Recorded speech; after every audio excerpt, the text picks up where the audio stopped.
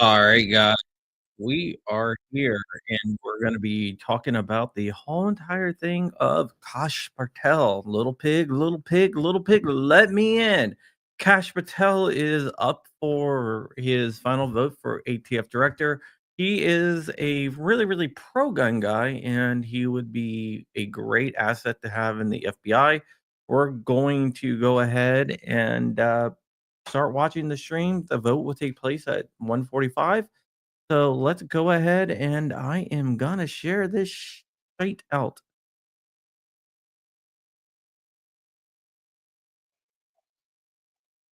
Here we go. Of former Vice President Cheney. It's a pretty gross image to be cutting the heads off of people with a saw. And he didn't put it up, but he retweeted it. He loved it so much that he put it up on his own media. Things like that are not appropriate for an FBI director. They're bizarre for just a normally weird person, but for an abnormally weird person to be the director of the FBI, things are going to go bad. Be warned. He is also a completely sycophantic suck-up when it comes to Donald Trump. He wrote children's books in which King Donald rules, and his loyal little functionary, Kash, brings justice to him, pursuing the slugs of the FBI. Really? When the FBI is asked to investigate corruption in Trump world, do you think Kash Patel will rise to the occasion, or do you think he'll participate in a cover-up? All you have to do is look at his own conduct and his own history. This is not Democrats saying this. What we're doing is relating what he has said and what he has done. This is Kash Patel on Kash Patel. He spread the really abhorrent lie that federal law enforcement was behind January 6th. On one of the many podcasts and interview shows where he spewed so much disinformation and partisan vitriol, he was asked, looks like you have a preponderance of evidence suggesting there may have been federal law enforcement involved in making January 6th happen. Patel's response, I'll get you to beyond a reasonable doubt. Beyond a reasonable doubt, he believed and said federal law enforcement agencies were behind January 6th. We know that is preposterous. We know that is false. We know that investigations have shown that none of that is even remotely true. That is completely false information. And yet, here he is spouting it, and that's what he's going to look like as FBI director, too. The FBI is going to have to appear before judges and convince judges of the probity of the agency, of the legitimacy of the agency, of the propriety of the investigation, that the department has done a fair job of marshaling the evidence. Here's what he says about judges. We got to start impeaching judges if they've ruled against Donald Trump. They were a political terrorist in his view. Any case that Donald Trump's been charged in, almost every judge is handling this thing as if they were not a judge, but a political terrorist. And of course, he meant the Trump judge down in Florida as the only one accepted. When you start talking about judges that way, you can't then expect judges not to pay attention when you come before them trying to do the work of the FBI. Then there's the question of what his former colleagues have said about him. These are things that he said himself. What have his former colleagues said about him? Every single one a Trump appointee. John Bolton, National Security Advisor. I didn't think he was qualified. I was forced to hire him. Political pressure jammed him into the job, and Bolton said, I don't want any part of this guy. I was forced to hire him. The Attorney General Bill Barr, they tried to force him on Bill Barr as deputy director of the FBI. And he said, Patel has virtually no experience that would qualify him to lead the FBI, and said, over my dead body, does he get that job? These are the job recommendations of his own colleagues that show his unfitness. Over at the CIA, they tried to stuff him in someplace.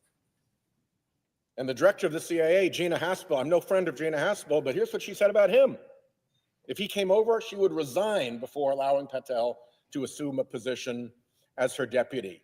This is a guy who has a record of engagement with Trump appointees that show that he is not qualified, not capable, and somebody that they would resign before they'd let work for them. And now we're supposed to let him work for the American people? It is ridiculous.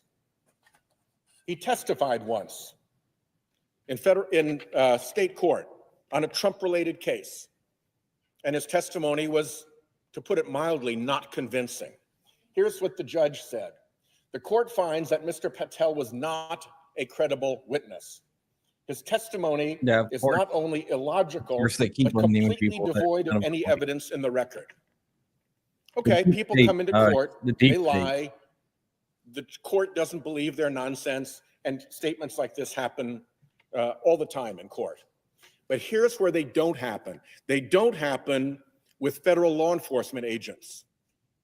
Because when I was the U.S. attorney in Rhode Island, if one of my FBI agents had gone over into the United States District Court in Rhode Island and testified in a criminal case in such a way that one of the United States District judges said about that witness, he was not a credible witness, his testimony was illogical, devoid of evidence in the record, we'd be looking into that. This comes darn close to being what is called giglio material that the government is forced to disclose to future defendants when it bears on the credibility of a government witness, an agent who is a government witness. People lose their careers over giglio material. This, if he was an FBI agent, would have caused a response in headquarters to say, what the hell is going on? How did one of our people get involved in such flagrantly fake testimony that he was called out by the judge in the case like this? And this is the person that they want to put in charge of the organization, whose probity and whose professionalism and whose integrity are essential to the successful working of the organization. And the guy was basically called out as a liar and a fraud in plain court. This guy is a hot mess. And when you have a character like this that lies in court, that runs chainsaw memes about your opponents, that every person who he tried to work with who was senior in the Trump administration said, get this bum out of here, I don't want to be anywhere near him. That's a record. And you all, my Republican friends who are going to vote on this guy, when he gets there and he does what his character tells us he will do, don't think this isn't going to come back to haunt you. And by the way, don't think that his Trump servience as FBI director won't turn on you. Just because he's a vitriolic partisan who despises Democrats doesn't mean that when Trump's ire moves someplace else to Republican office holders, he won't be there to deliver the FBI as an enforcer against you.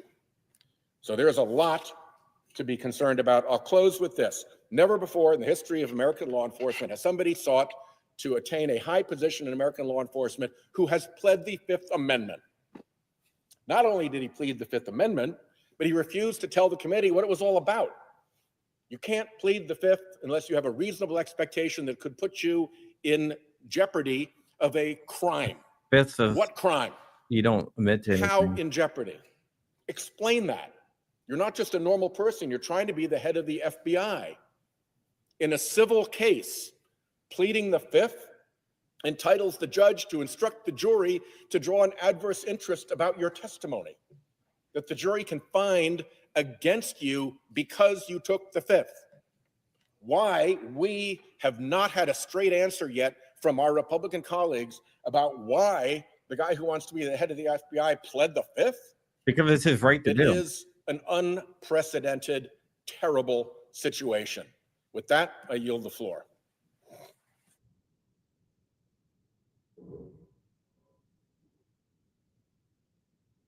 That was interesting.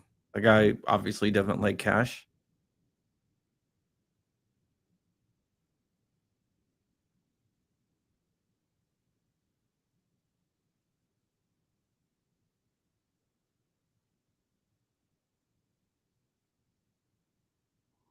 Let's see who comes up next to bash Cash. And I will be the first to admit, Cash does have have some crazy eyes, but good Mr. guy. President.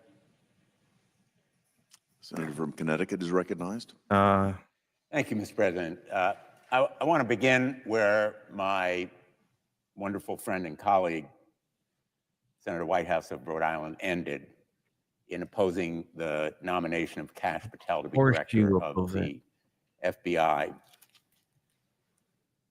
I served as United States Attorney as well, and I know firsthand what an investigation and a prosecution can do to an individual's life, even without a conviction. I used to tell my staff the most important thing we decide to do is to start an investigation or bring charges, because that person will be under a magnifying glass, having to defend himself, even if no charges are brought, and to defend himself, even if there's no conviction, and the charges themselves, no doubt, can do irreparable harm to a person's reputation, his finances, his family. It looks like he works in a funeral home.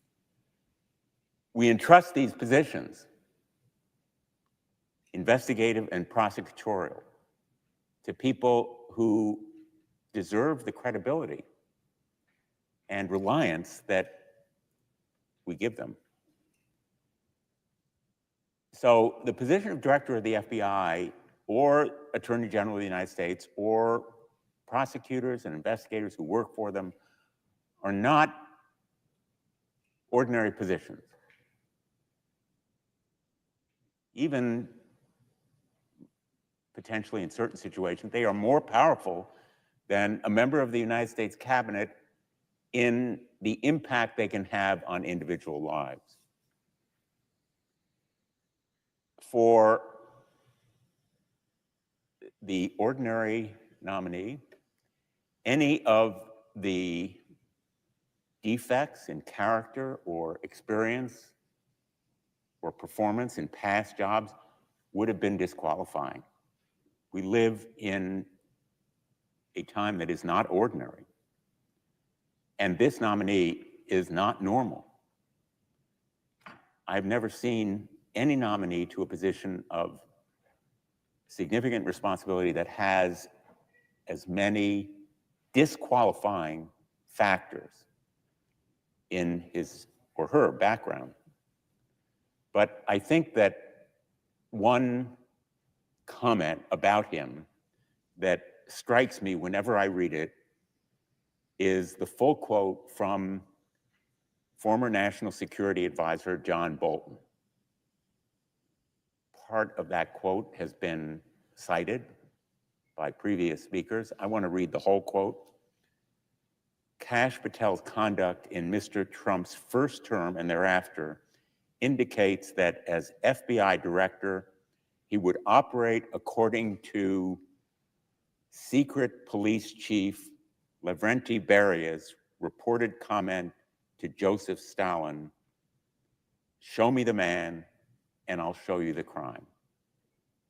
Now, very few people remember secret police chief Beria and the terror he caused in carrying out Joseph Stalin's edicts to destroy people's lives, to execute them, to eliminate their families.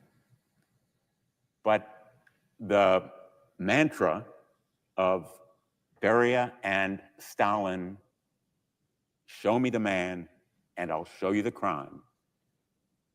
Make up the crime to fit the man and we will eliminate him." We're talking here about a nominee who has an enemies list. He calls it something different. He calls it government gangsters. And he's on a manhunt for them. Manhunt is his word. He can use different words, but the point here is he is on a mission to use the powers of this office in Donald Trump's name for political retribution against his enemies, against Trump's enemies, against MAGA's opponents. To use these institutions for political retribution is the height of irresponsibility. Even to hint at it ought to be disqualifying, and he has made it explicit in his past writings and his statements and speeches, not just a couple of times. It is a theme that runs through his public comments, that eliminating enemies through the use of prosecution is not only acceptable, but it's desirable. The FBI is a very special agency, 38,000 civil servants, including 13,000 special agents who go after international and domestic terrorism, cyber criminal syndicates, foreign espionage, organized criminal enterprises, including drug cartels, child sexual exploitation, and human trafficking, and many other crimes that affect our lives and the lives of everyday Americans across the country. All different backgrounds, races, religions can be victims of crime that the FBI investigates. And the FBI agents put their lives on the line because pursuing these crimes often puts them at risk from bad guys who may not even know that they're shooting at an FBI agent, but it's somebody pursuing them. Like the one that They may not Biden know pardoned. that an FBI agent is operating undercover, and they may be killing him. And so the FBI's work is a dangerous business, but it is for our good and our safety. The American people deserve an FBI leader who is worthy of them. The American people deserve a director of the FBI who will keep them safe and who will make that safety a priority. But in recent weeks, the Trump administration has systematically weaponized and politicized both the FBI and the Department of Justice. On Like her Biden very did? first day of office, Attorney General Bondi created a, quote, weaponization working group. Let me repeat that. Weaponization working group. And specifically named targets to be investigated. Letitia James, It's people Alvin that Bragg, weaponize the legal Jack system Smith. to attack Trump is All what of we're talking them about. have led legitimate prosecutions and lawsuits against President Trump. There have been reports that prosecutors and FBI agents have been reassigned from drug trafficking to do immigration enforcement, from terrorism task forces to immigration enforcement. And the administration has issued allegedly unethical or illegal orders, causing many top prosecutors to bravely resign rather than betray their oaths of office. We're talking about men and women who love their jobs in the Department of Justice and do them well. And they have sacrificed those jobs because they were ordered to take action that was unethical or illegal in their view. We need now more than ever an FBI director who is trustworthy and devoted to the ideals and values of the Department of Justice and the Constitution above all. Anyone taking one of those jobs raises their right hand and Because you're swears chill. an oath to the Constitution, not to the president, not to the Attorney General, not to any other official. It is to the Constitution. Kash Patel is not that person, not the person to have that immense responsibility, most especially at this moment. He lacks the judgment, he lacks the integrity, he lacks the character and competence to be FBI director.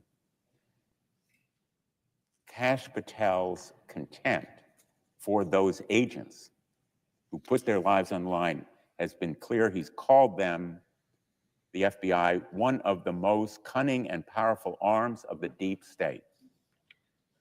And there are now highly credible whistleblower reports that he may have directed the purging of senior leaders at the FBI, as well as potentially a mass firing of career FBI officials. Those FBI officials who served professionally with distinction, put their lives on the line, purged as a result of Kash Patel involving himself, in fact, in those decisions, even as under oath, in response to my questions, he said, quote, all FBI employees will be protected against political retribution. All FBI employees will be protected against political retribution. Well, we stood in front of the FBI headquarters this morning.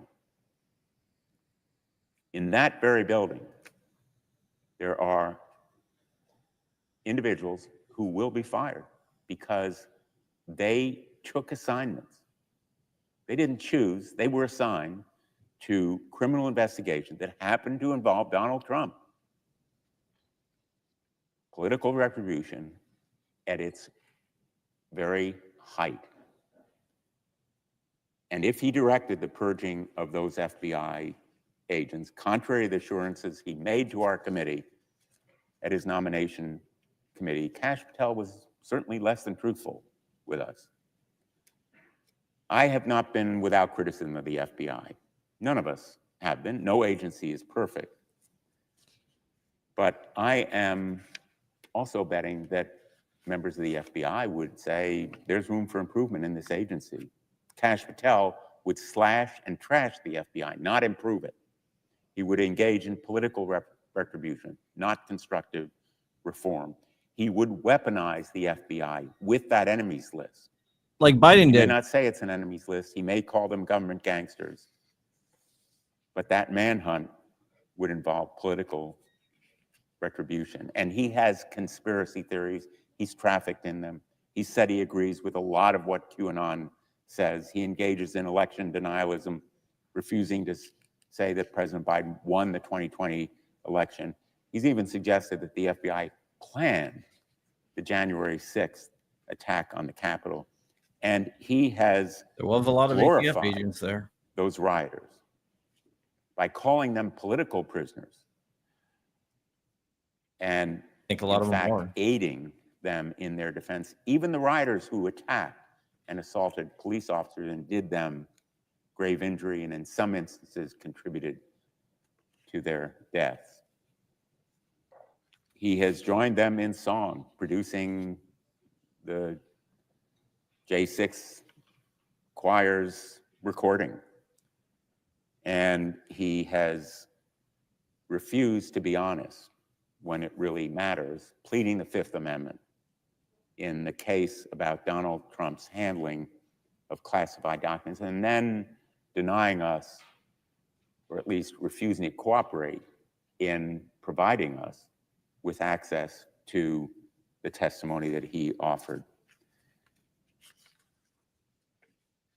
The litany of questionable Yeah, I'm just going to YouTube where we comments, got actions another by thing this scheduled at nominee 5 p.m. today, and shows he lacks the character and it's already been sent out, so I didn't for want to. this job. This is how to just do. I've talked about roughly half a dozen various different facts in his background, statements, comments, actions that would be individually disqualifying.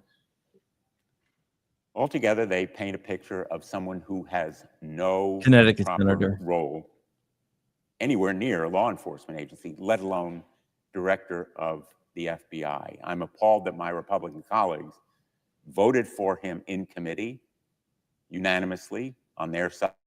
I'm appalled that so few may vote against him on the floor today. But I am absolutely sure Dick of this one Blumenthal, thing. by the way. This vote will haunt Wonder his name. anyone Dick. who votes for Perfect him. name for him. They will rue the day they did it. To my Republican colleagues,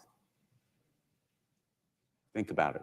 Think about what you will tell your constituents, more important, your family, maybe your grandchildren, about why you picked and voted for this person who will so completely and utterly disgrace this office and do such grave damage to our nation's justice system. Mr. President, I yield the floor.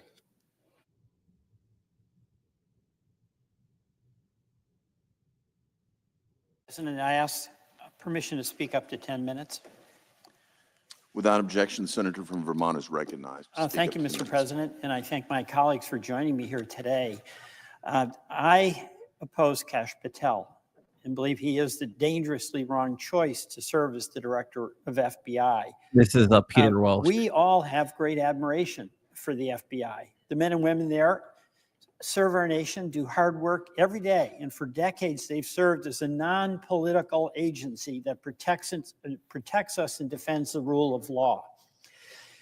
I believe that Mr. Patel is on a mission to wreck the FBI. It's his own words. He wants to turn the FBI building into a monument or museum to the deep state. You know, I believe that this country and Congress is in the midst of a slow-moving but rapidly accelerating constitutional crisis. This is real, and we can ignore it or see it. It began most visibly, of course, in January 6, 2021, when two norms of this republic, the peaceful transfer of power and the renunciation of violence to affect the outcome of a vote count and certification, were breached, and where many members of the House and Senate also voted against certifying the election of the person chosen by the people in their own states. The president continues to say that the election was stolen, and he has coached his nominees to embrace the big lie. Mr. President, the first month of the Trump administration has shown a contempt for the Constitution, an acceptance of lawlessness that is dangerous to the future of our republic. President Trump's election denialism was only an early sign of his disregard for the norms and requirements of the Constitution. Now empowered in a second term by a Congress and a judiciary which refuse to assert their independence, Mr. Trump has enacted executive order after executive order to dismantle our institutions. He doesn't have the authority to do what he's doing. The federal funding freeze, clearly unconstitutional, invasion of the Article 1 power of the purse, shutting down agencies created by Congress without authority, revoking birthright citizenship, a constitutional provision that he asserts he can do by executive order, removing leaders of independent agencies created by Congress, clearly unlawful, firing inspectors general in violation of notice requirements created by Congress, unlawful, firing government employees who have civil service protections, clearly unlawful, and pushing really a quid pro quo order at the Department of Justice to drop charges against a corrupt mayor in New York so he'll accede to whatever the wishes are of the Trump administration regarding local enforcement. And that's only a short list. And we have reached a point where a federal judge has found that the White House defied his order to release billions of dollars in federal grants, marking the first time that a judge has expressly declared that the Trump administration is disobeying a judicial mandate. That is trouble. The country is headed into a situation where, in addition to acting without authority, the president and his enablers are indicting, he will defy rulings from the third branch of our government. Vice President Vance has made it very clear what his point of view is on judges. Judges aren't allowed to control the executive's, quote, legitimate powers. And if the courts don't like it, let them enforce it. Of course, The under our don't have the Constitution, ability since to Marbury block versus Madison, the the court executive is branch's the legitimate final powers. arbiter of what is legitimate or what is not. And the executive branch must enforce the laws as interpreted by the co-equal branch of government. Mr. President, it is my view that this administration is showing maximum contempt for core constitutional values, including, most importantly, the separation of powers. This is not about what the president's agenda is. This is about his disregard about the limits that apply to each branch of government. And we have a dilemma. There are many in Congress that are fully in support of President Trump's policies. That's his right to pursue them, any member's right to support them. But it has to be that we accept our unique responsibility, each of the 100 US senators, that we have to guarantee that in pursuit of those policies, it is done within constitutional boundaries. That is the glue that has held this country together through thick and thin for nearly 250 years. You know, this is not just talk about civic aspiration. It's a recognition that the separation of powers, that the system of checks and balances, we're custodians of that, each of us here. That the concept of the executive's ambition should be matched with the ambition of the legislature. That's what's held us together. Don't you through the love turmoil of our how own they didn't have history. any of these objections We have when fierce Biden was debates doing his about unconstitutional important stuff like the ATF? public policy matters. But what allows us to resolve them, despite intense disagreements, is staying within the guardrails of the Constitution. Casey's That absolutely right. They have process no is love for the being Constitution. threatened directly and aggressively. The president's attack on our Constitution on January 6th has continued to this day. We've witnessed a renunciation of the decision that the American people made in the 2020 election by President Trump's nominees. Many of them who came before us, including Mr. Patel, were unable to simply say who won the 2020 election. They continued the stop the steal narrative even 4 years later. And now we have President Trump in his first month in office acting in ways that continues to challenge the constitutional order. I'm voting against Mr. Patel primarily, but not exclusively, Because you're a Democrat, because and he's that's what the clearly Democratic Party an told you to do. instrument in that effort to continue eroding the precepts of the Constitution on separation of powers.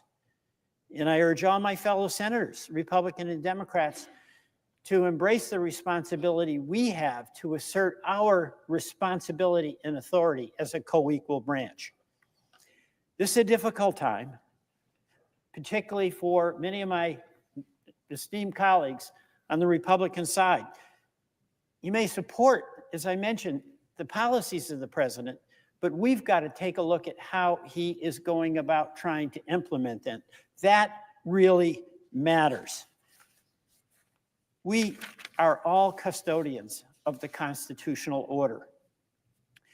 I'm regarding what President Trump has been doing in his first month in office as an illegal rampage. It's a rampage of illegality. He's showing a contempt for Congress and a contempt for the United States judiciary. Mr. Patel has signed on to that agenda. He isn't just someone who will be forced to participate in the president's campaign of retribution. He's an active participant. He's got his enemies list. We know this because his own words said what was the FBI doing planning January 6th for a year? No basis for that other than to set up the attack on the good men and women of the FBI. Mr. Patel is the one who created a list of deep state individuals. This is like Russia kind of stuff. half of whom are Republicans in the so-called deep state. And he called it nothing more than a cabal of government gangsters and allies. This is the department he's going to be leading, really. And he's the one who said, thank you to President Trump for helping put so many government gangsters in their place. Mr. President, Mr. Patel is not the person to lead the FBI. And my hope is that all of us should consider what Mr. Patel will do. He's going to use the power of the FBI to go after all those in government, those in the media, and those across the country he doesn't agree with. He cannot serve as the next director of the FBI. I yield back. All post-cloture time has expired. The question occurs on the nomination. All right, here we go, guys. Also today we're going to be going over the second. USA hockey game. USA hockey. Chair appears to be a USA. sufficient second. USA. The clerk will call the roll. Yeah, 5 p.m. also over on Brooks, Ms. Rumble. Baldwin, Mr. John Crump Banks, Live over Mr. Rumble. Barrasso. Rumble.com/John Crump Live. I also have a goal for super chats. If we get 20 super chats, I will do a open mic live question live stream where you submit video questions to me and I'll answer them on Sunday. So there you go. Check out my my locals at johncrump.locals.com. You can use Mr. code Wolverines and get a free month free. We're going to be doing some exclusive stuff over there pretty soon. Mrs. Blackburn. McConnell's going to Mr. vote. Blumenthal. Ms. Blunt Rochester. Mr. Booker.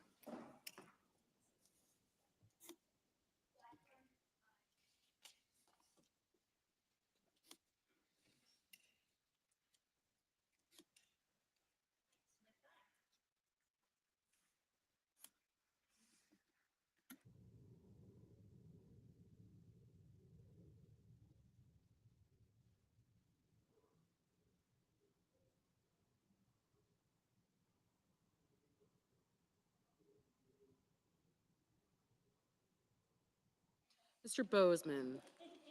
Mrs. Brett. Mr. Budd. Ms. Cantwell. Mrs. Capito.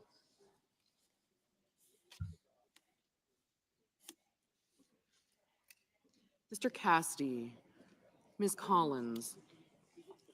Mr. Coons. Mr. Cornyn. Ms. Cortez Masto. Mr. Cotton. Mr. Kramer. Mr. Crapo. Mr. Cruz. Mr. Curtis. Mr. Daines. Ms. Duckworth. Mr. Durbin. Ms. Ernst. Mr. Fetterman. Mrs. Fisher. Mr. Gallego. Mrs. Gillibrand. Mr. Graham. Mr. Grassley. Mr. Haggerty. Ms. Hassan. Mr. Hawley. Mr. Heinrich. Mr. Hickenlooper. Ms. Hirono.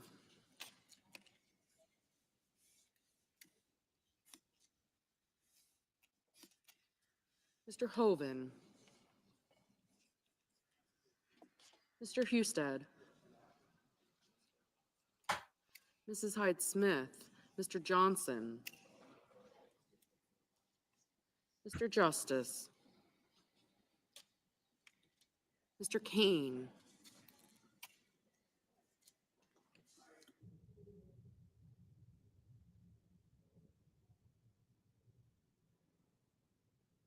Mr. Kelly.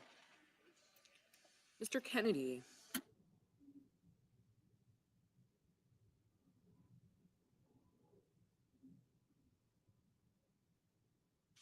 Mr. Kim. Mr. King. Ms. Klobuchar. Mr. Langford, Mr. Lee, Mr. Lujan, Ms. Lummis, Mr. Markey, Mr. Marshall, Mr. McConnell, Mr. McCormick, Mr. Merkley, Mrs. Moody,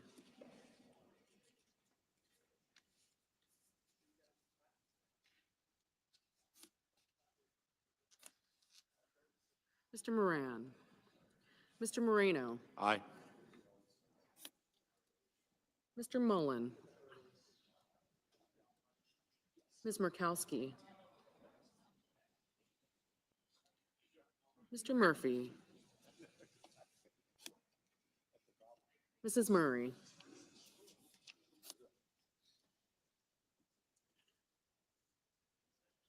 Mr. Ossoff,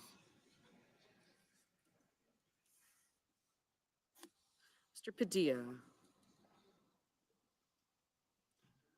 Mr. Paul, Mr. Peters, Mr. Reed,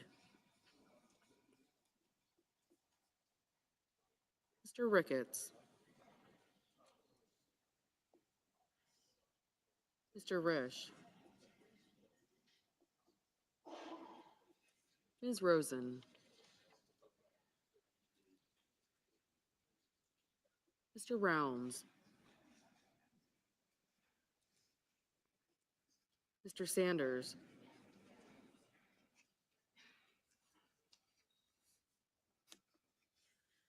Mr. Schatz, Mr. Schiff, Mr. Schmidt, Sorry about that, guys. Mr. Schumer,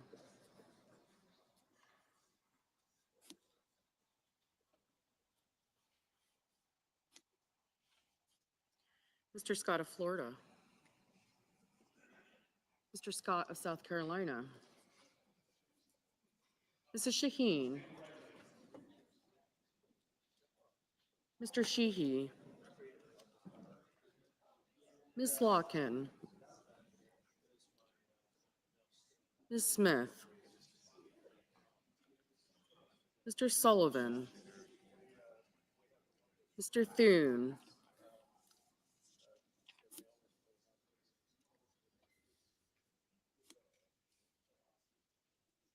Mr. Tillis,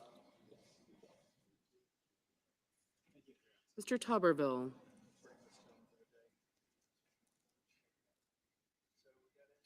Mr. Van Hollen,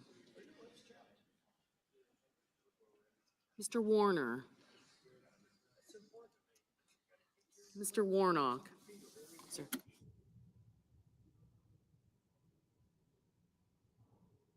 Ms. Warren, Mr. Welch, Mr. Whitehouse, Cash is Mr. Wicker, going to get confirmed here, guys. Mr. One more Wyden, time. Mr. Young, Free Dexter Taylor, Kate, Justin, and Matt, 100%, 150,000%. All those guys need to be walking free. Senators voting in the affirmative: Banks, Barrasso, Blackburn, Britt, Budd, Cassidy, Cotton, Ernst, Grassley, Haggerty, Hawley, Hyde-Smith, Kennedy, Moreno, Paul, Schmidt, Scott of Florida, Tillis, and Young. Senators voting in the negative: Duckworth, Durbin, King, Lujan, Murkowski, Murphy, Padilla, Peters, Sanders, Warner, and Welch. Ms. Slotkin, no.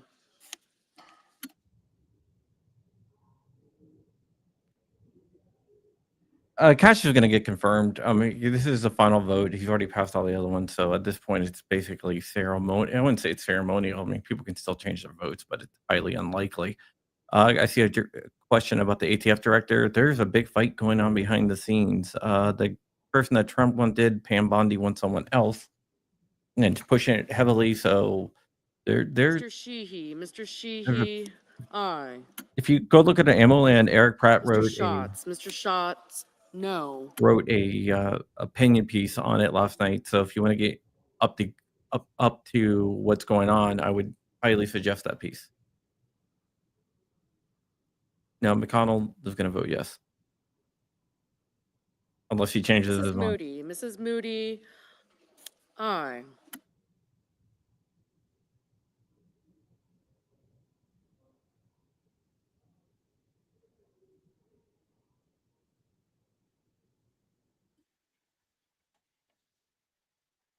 Mr. Crapo, aye.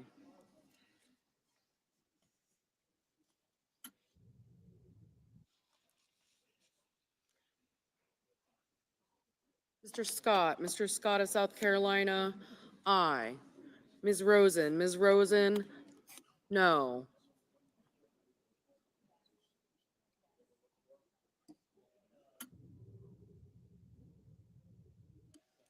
Mr. Tuberville, aye. Mr. Husted, aye. Mr. Johnson, aye.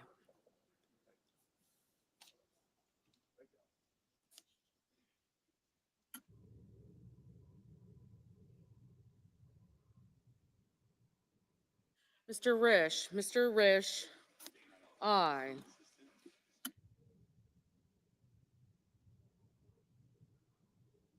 Mr. Kelly, no.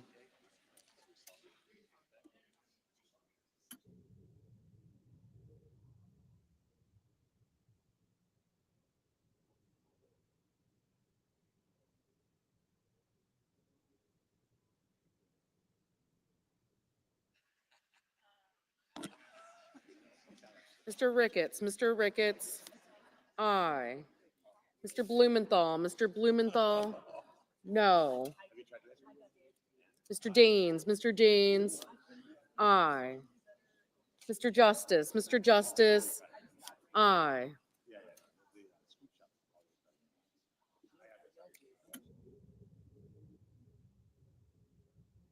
Ms. Cantwell, no. Mr. Graham, aye. Ms. Collins, no.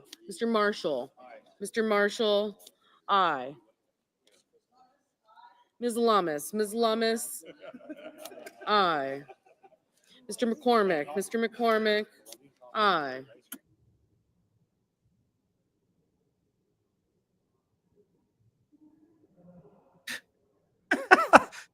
Cash me outside, 1000%. Mr. How Schumer, about that? no. Mrs. Gillibrand, no.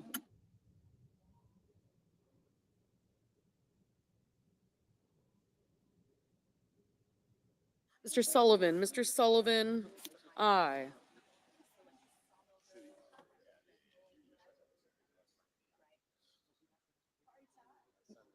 Mr. McConnell, aye. Mr. Wyden, no.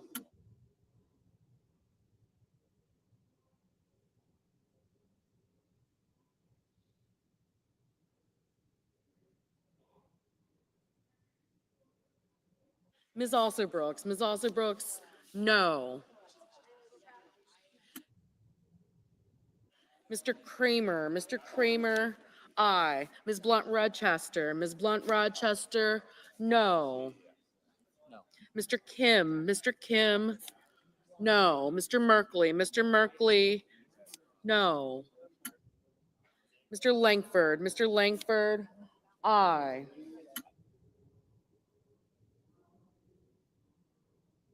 Mr. Kane, no.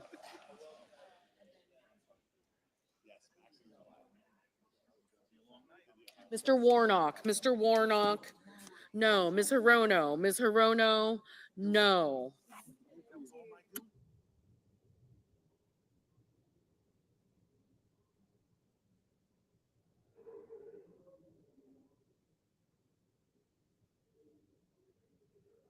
One of the criticisms that they had of Kash Patel is his Mr. connection Booker. to Mr. GOA, Booker, which in my eyes no. is a good thing. Mrs. Murray. Mrs. Murray, no. Mr. Heinrich. Mr. Heinrich, no. I met Kash at Goals last year. Really nice guy. Ms. Cortez Masto. Ms. Cortez Masto, no. Mr. Rounds. Mr. Rounds, aye.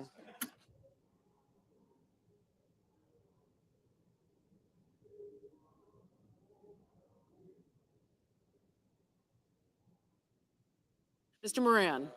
Mr. Moran, aye.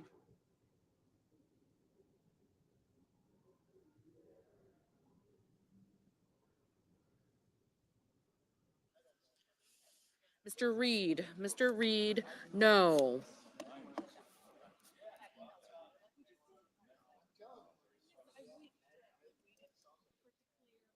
Mr. Thune. Mr. Thune, aye.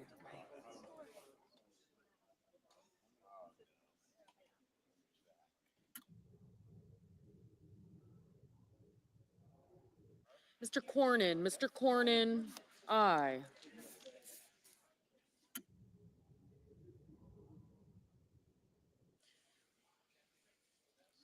Ms. Warren. Ms. Warren, no. Ms. Hassan. Ms. Hassan, no. Mr. Ossoff. Mr. Ossoff, no.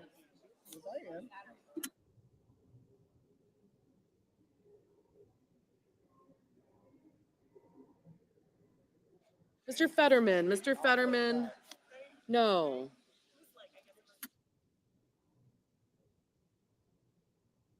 Yeah, Cornyn just sent a Mrs. Smith. letter today Ms. Smith, to the no. ATF. I'm gonna do something on that later. So I just haven't had a chance to do it. I'm writing the article right now. I'll probably get something filmed this afternoon and get it out tonight. Mr. Van Hollen. What? Mr. Van Hollen, no. Mr. Markey. Mr. Markey, no.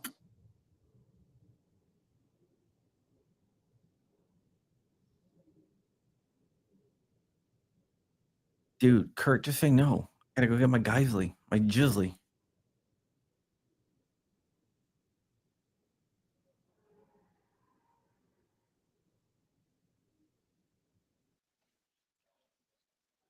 Mr. Coons. Mr. Coons, no.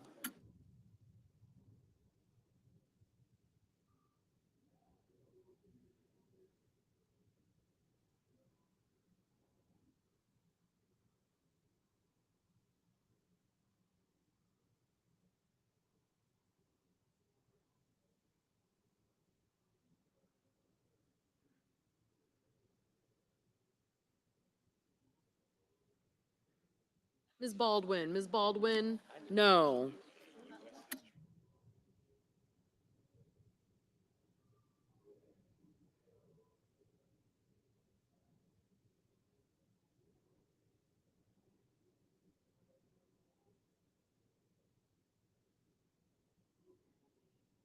Mr. Hickenlooper. Mr. Hickenlooper, no.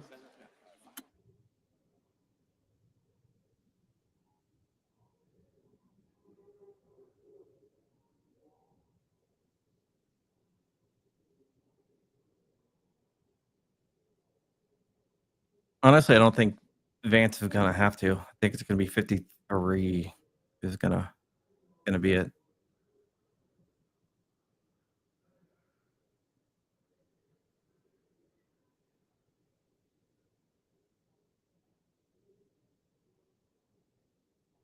What's up, Mitten State?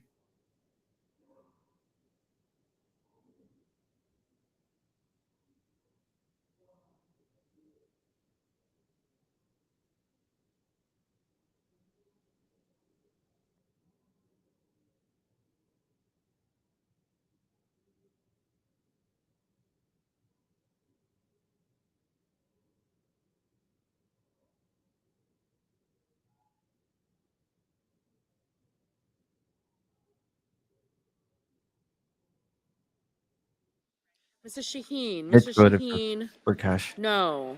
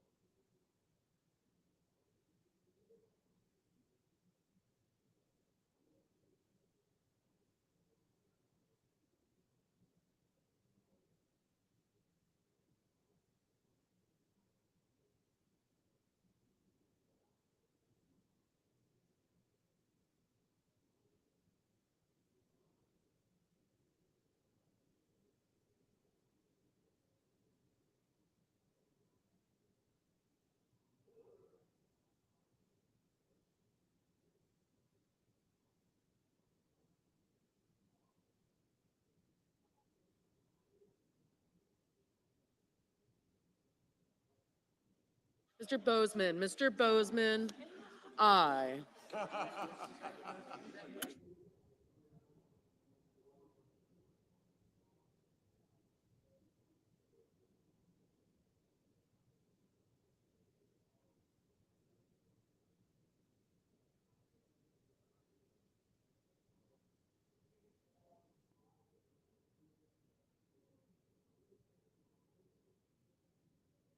Ms. Klobuchar, no. Mr. Hoven, aye.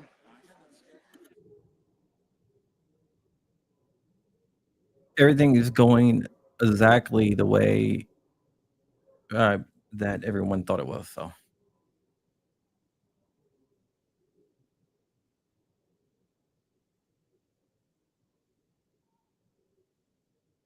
Mr. Schiff, no.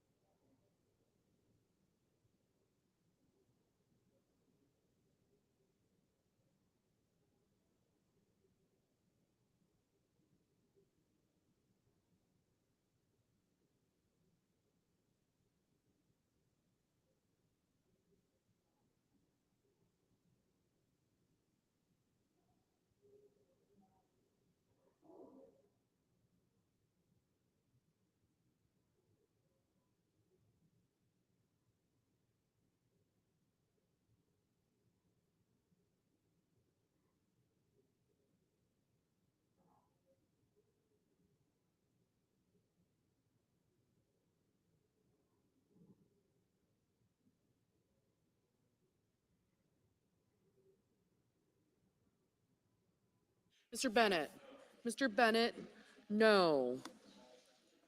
Mrs. Capito, aye. Range Bounded Podcast, Mr.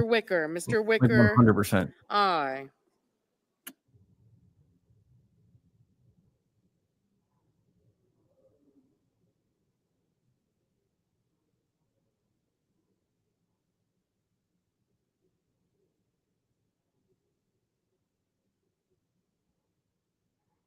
Mrs. Fisher, aye.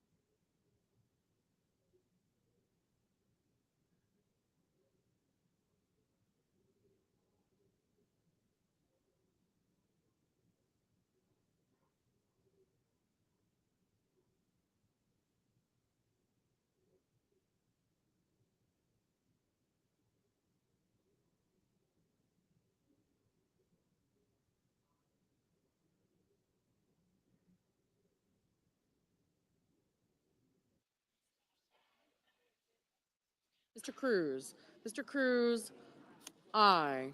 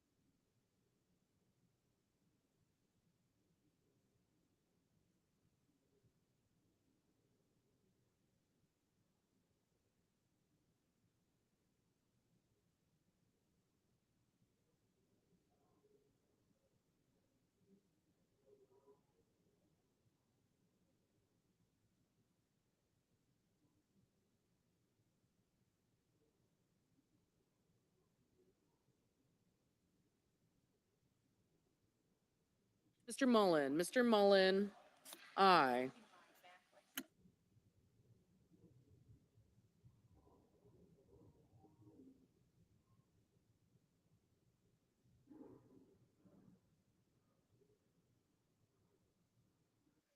Mr. Lee. Mr. Lee, aye. That's 50, guys. There's no way they can stop it. Vance would be the tie vote, but we're about to go over.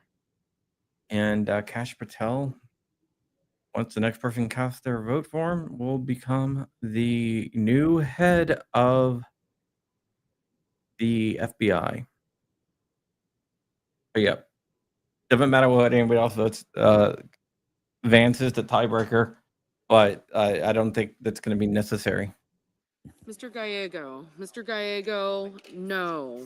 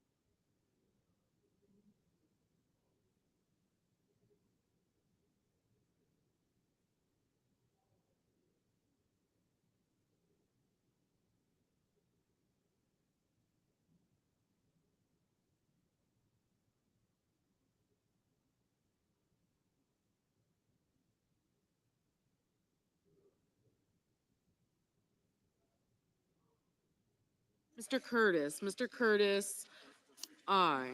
And there it is, 51.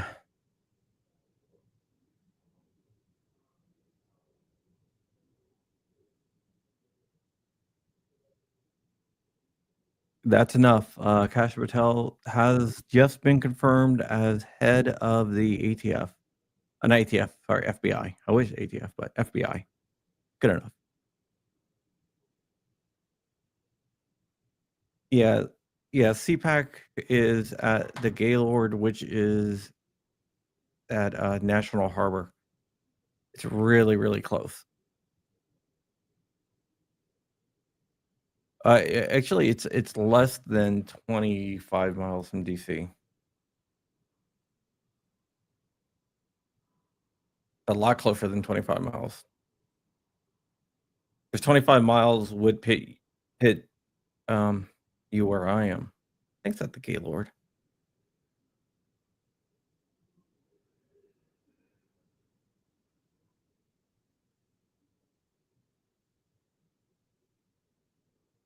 Usually at the Gaylord.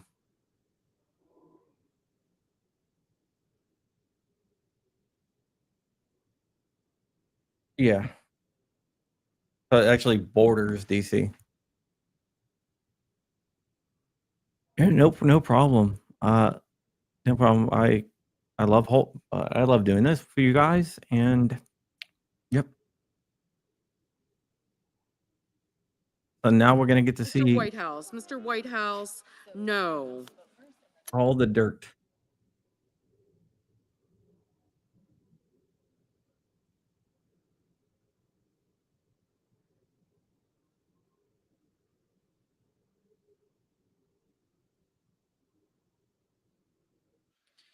The yeas are 51, the nays are 49. The Ah, confirmation is confirmed. two Under the previous order, Republicans the voted motion against to them. reconsider is considered made and laid upon the table, and the president will be immediately notified of the Senate's actions.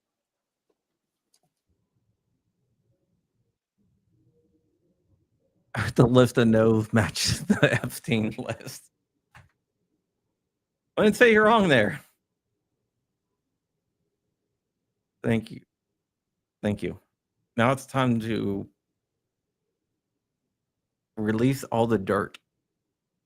Little pig, let me in, as one fine American said, named Negan.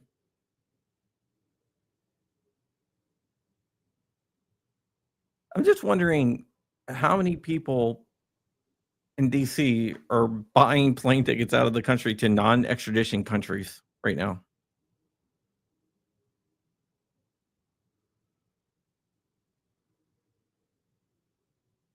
But yeah, that is it. Going ahead and kill this down here. Going to go full screen here. Let's see if I can go full screen. Nope, I can't go full screen. Damn it. Weird. I'm in like a little circle here.